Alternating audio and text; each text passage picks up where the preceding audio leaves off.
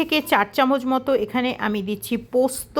পোস্ত আপনারা আপনাদের পছন্দের মতো যতটা দিতে চান ততটাই দেবেন। তার সাথে দিলাম 1 চামচ রেগুলার লবণ দিয়ে এটাকে প্রথমে গুঁড়ো এবং তারপরে এটাকে ভালো করে জল দিয়ে একটা মিহি পেস্ট করে নিয়ে এসেছি।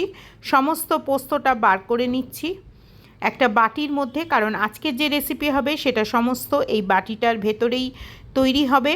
এরপরে দিয়ে দিচ্ছি সামান্য একটু লঙ্কার গুঁড়ো, খুব বেশি লঙ্কার গুঁড়ো দেবার দরকার নেই, কারণ এর সাথে মেশাবো কাঁচা লঙ্কা, একটা ডিম। অলরেডি আমার চ্যানেলে আপনারা ডিম পোস্ত রেসিপি দেখেছেন, যারা মিস করে গেছেন তারা অবশ্যই আমি বেল আইকনে লাগিয়ে দেবো ডিম পোস্ত রেসিপিটা, সেটা অবশ্যই আপনারা প্লিজ যারা চাইবেন চেক আউট করে নেবেন। যারা এখন অবধি আমার চ্যানেলে নতুন এসেছেন তারা অবশ্যই সাবস্ক্রাইব করে বেল আইকন বাজিয়ে রাখবেন, কারণ যখনই নতুন রেসিপি দেবো আপনাদের কাছে পৌঁছে যাবে আমার চ্যানেলের ইনস্ট্যান্ট নোটিফিকেশান। এরপরে একটা সেদ্ধ ডিম, যেটা কুসুম সহ কেটে ছোট ছোট করে ওই ডিমের সাথে মিশিয়ে দিলাম, ডিম এবং পোস্তর সাথে। তার সাথে কেটে দিচ্ছি বেশ কয়েকটা কাঁচা লঙ্কা, আমি 3-4টে কাঁচা লঙ্কা দিচ্ছি। আপনারা যেমন ঝাল খাবেন সেরকম কাঁচা লঙ্কার ব্যবহার করবেন।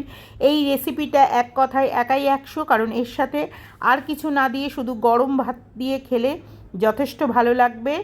এরপরে দিলাম এর সাথে পেঁয়াজ কোচানো, আমি আমার মনের মতন একটা হাফ মিডিয়াম সাইজের পেঁয়াজ দিচ্ছি। আপনারা আপনাদের মনের মতন যত পেঁয়াজ খাবেন তত দেবেন, কিন্তু মনে রাখবেন এটা অবশ্যই ভাজবেন না পেঁয়াজটা।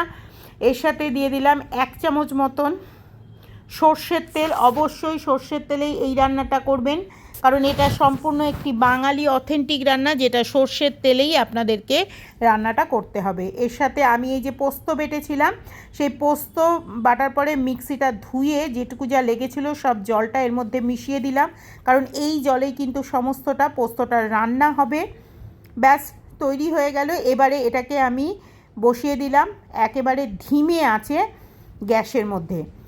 আমি এরকম একটা হাফসে করছি মিডিয়াম আঁচে। যারা একেবারে কাঠের জালে রান্না করবেন তারা কিন্তু ধিমে আঁচে শেষ পাতে রান্না করে দেবেন, তাতেও কিন্তু এটা সুন্দর স্বাদ হবে।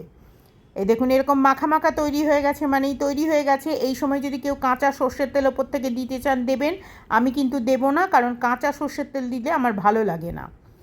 এবারে এই সমস্তটা আমি নাবিয়ে রেখেছি। এই গরম গরম খেলেই ভালো লাগবে, যদি ঠান্ডাও হয়ে যায় গরম ভাতের সাথে খাবেন তাতেও ভালো লাগবে। যদি কদিন রেখেও খেতে চান সেটাও ফ্রিজের মধ্যে রেখে খাবেন, বার করে একবার গরম করে নিলেও খারাপ লাগবে না। কেমন লাগলো আমার রেসিপি জানাবেন।